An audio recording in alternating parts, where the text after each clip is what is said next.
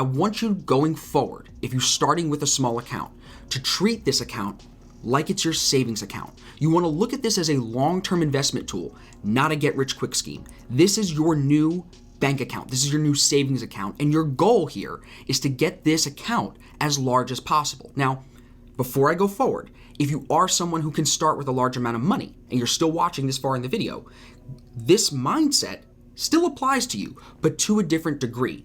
I really want you to understand that if you're a new trader, not someone that can start with 10 grand or 20 grand, if you're a new trader and you're starting with $100, $500, $1,000 as you're getting started, right? If that's you, you need to approach this account as something that you're just gonna pump money into like it's a savings account as much as you can. Versus, like I said, the guy who could start with 10 or 20,000, he doesn't need to pump all his extra money into it, but he still might wanna pump some of it. Now let me explain to you why that is. When you're talking about leaving your money in a traditional savings account, you're not gonna get more than 2% a year as far as a return on that money.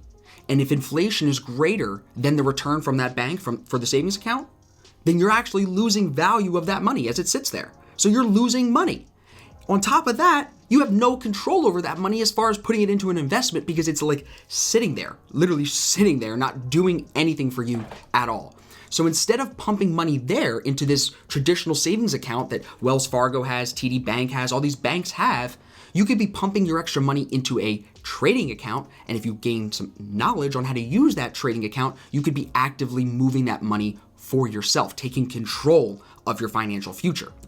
People will tell me sometimes, Austin, what about a 401k? That's the other side of the argument, that a 401k is better than a trading account and that it's better than a savings account because you're going to get more of a return than you will in the savings account and you don't have to work as hard and go try to trade it actively like you do in a trading account, right? Well, let me explain to you first the pros of the 401k just to be fair, and then I'll rip it apart with the cons. Yes, if you work for someone, whether it's a trading firm or you have a different job that offers a 401k, that is technically, if they give you an employer match, free money. But when we're talking about a 1 or 2% return and they're matching that and it's small money, we're talking about free pennies. So it's like, I get it's free money, but it's not money that interests me. Now on top of that, another pro would be you can have some of these 401k plans be taxed as long-term capital gains, which can help save you some money. And like I said already, these 401ks, people will look at them as a pro to the fact that you don't require any maintenance when you're with one. You basically pick the fund, or the job you work for picks the fund, and then you just let it go. You take a piece of your check and it goes right off into the 401k. And you think you're actively saving, you think you're making a good decision with your money, but in reality, you're throwing that money to a fund, paying all kinds of fees, right? First thing about the cons, paying all kinds of fees, administrative fees, 12B fees, all these stupid fees that you don't need to be paying. You could be actively managing this money yourself. On top of that, they're capping your returns. These funds, 401ks, they're not doing 20, 30, 40% a year. We have traders in our team, professional traders on Wall Street even, that are doing 40, 50% in a month. So you're capped on your return. You also have limited control on where the money is invested. Depending on who you open the 401k with, you might not have that many funds to even choose from. Now, it gets worse. Money that you put into this 401k is basically locked up until you're 59 and a half, or you have to take a penalty when you take the withdrawal.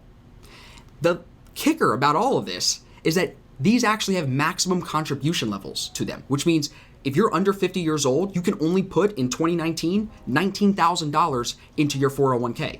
So if you wanted to put 20 grand into an account, right, to let it grow as an investment, you couldn't do that here with a 401k. So your returns are capped, your control is capped, your money's locked up, and it's capped on how much you can add into the account. It sounds